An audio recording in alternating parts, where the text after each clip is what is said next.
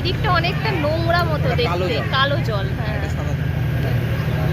তাই তো।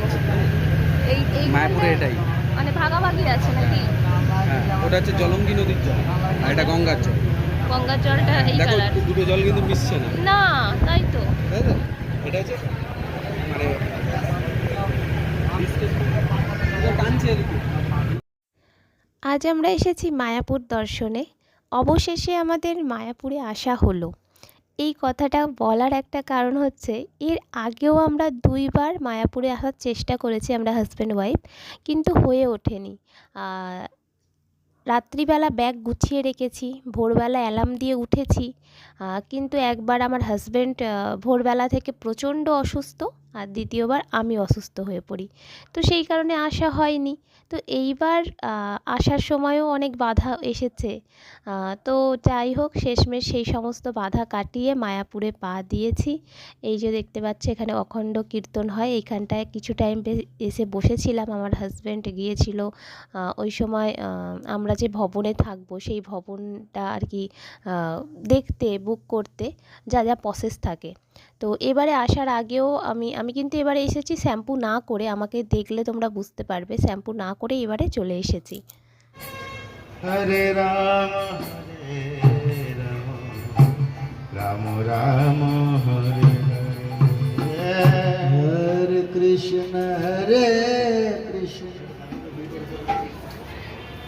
কৃষ্ণ কৃষ্ণ হরে হরে, রাম হরে রাম রাম রাম হরে হরে। এখন তোমরা যার মূর্তি দেখছো উনি হলেন ইসকন সম্প্রদায়ের প্রতিষ্ঠাতা প্রভুপাদ। লাঞ্চ টাইম, আমরা লাঞ্চ করতে এসেছি, আর লাঞ্চটা হচ্ছে গদা ভবনে। আমরা আছি ওই দিকটাতে, আমাদের রুমটা খেয়ে যখন বাড়ি মানে হোটেলে যাবো, বাড়ি বলছি হোটেলে যাবো, দাঁড়িয়ে আছে, চলো চলো।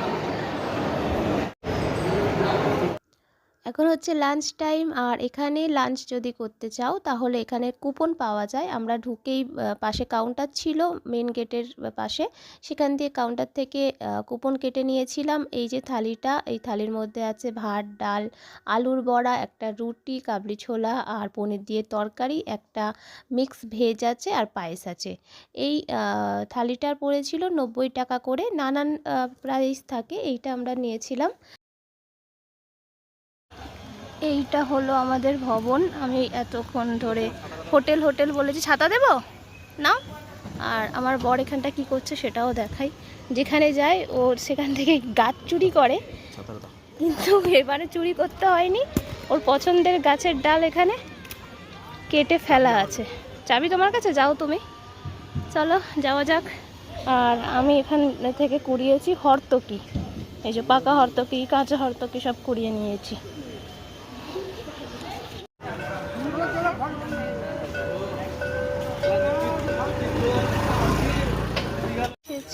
গোশালায় সবাই ভেতরে ঢুকে গিয়েছে, আর আমরা এখনো বাইরে। এখানের গোশালাটা বিশাল বড়, আমরা ঘুরে ঘুরে গরুগুলোকে দেখছিলাম। আর এখানের গোমাতার বিশেষ বৈশিষ্ট্য হচ্ছে শিংয়ের জন্য পরিচিত। অনেক বড় বড় শিংওয়ালা গোমাতা আছে, আমরা ঘুরে ঘুরে বেশ দেখছিলাম, বেশ মজা আসছিল। এখানটা আসার জন্য কিন্তু অনেকটা হাঁটতে হবে মেন মন্দির থেকে, একটু কষ্ট করে হাঁটলে এত সুন্দর সুন্দর দৃশ্যগুলো দেখা যাবে। আর সামনেই একটা ডোনেশন বক্স রাখা আছে, ইচ্ছে মতো যে যার সামর্থ্য মতো দিতে পারে। আসলে এখানে যে সমস্ত গরুগুলো আছে তাদের তো একটা নির্দিষ্ট পরিমাণ খরচা থাকে, খাওয়া দাওয়া, তাদের যে লোকরা দেখাশোনা করে। তো সেই কারণে এখানটা ডোনেশন বক্সটার মধ্যে ইচ্ছে মতো, এখানে কোনো দেওয়া নেই যে এতই দিতে হবে, ইচ্ছে মতো দিতে পারো। তো আমি ওই দিন পরেছিলাম একটা গোপী ড্রেস, কিন্তু আমি যেহেতু শ্যাম্পু করে যাইনি তাই জন্য আমি নিজের ভিডিও খুব একটা তুলিনি। মায়াপুরে শেষমেশ এলাম আর ঘোরাও হলো। তো এখন বাজে রাত 10টা। এখন আমরা আমাদের যে ভবন সেখানে চলে এসেছি।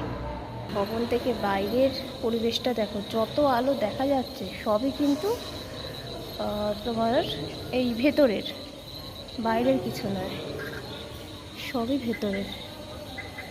খুব সুন্দর লাগে পরিবেশটা। ওই দূরে দূরেও কিন্তু ওই লাস্ট পর্যন্ত এই যে অন্ধকারটা দেখা যাচ্ছে, এদিকে আর কিছু নেই, কাকিবাড়ির লাস্ট লাইট আছে, অত দূর পর্যন্ত কিন্তু তোমার ওই ভবন আছে নানান।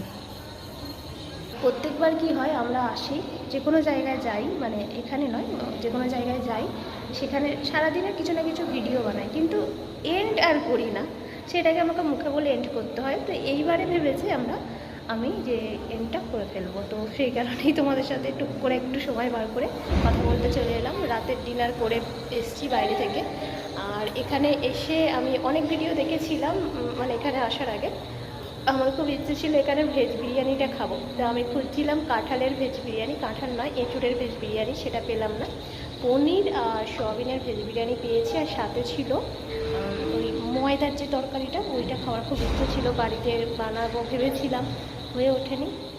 এখানে এসেই খেলাম, খুব দুর্দান্ত বানিয়েছিল, যার দোকান থেকে খেয়েছি।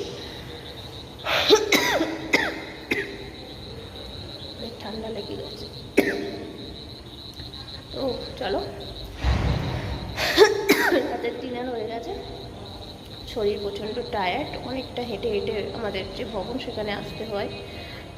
তো সারাদিন হাঁটাহাঁটির পর পা পুরো ব্যথা হয়ে গেছে, হাত পা প্রচণ্ড ব্যথা করছে।